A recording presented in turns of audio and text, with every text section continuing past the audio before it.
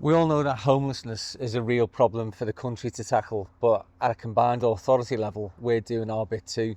So we've got a housing first policy, which means that we try to get people into their own homes. I'm at Outbank House to see some of our outreach workers and the work that they're doing to engage with homelessness people on a one-to-one basis.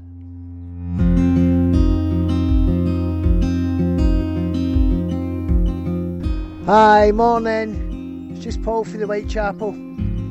Anybody in there? Just checking to see if you're okay.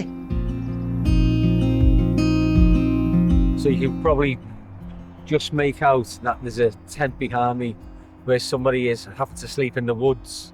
And I don't know whether you can see the weather here, but it's really, really cold. And it means that somebody will have been out all night in this. And that's really the tragedy of rough sleeping.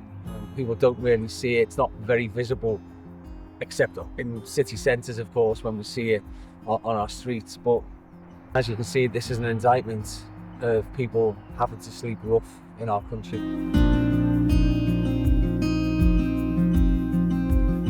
Outreach is a service that when all other elements of the services haven't worked for that individual, so prevention hasn't worked, they've become homeless, it is the last resort, they are rough sleeping, and so the outreach service really is the first port of call for someone who is rough sleeping.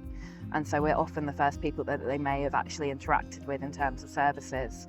So it's extremely important in order to have that reactive approach and that assertive approach, that we're able to actually go out and bring a service to someone. And it might be the first time that they might have spoken to a professional about their housing situation.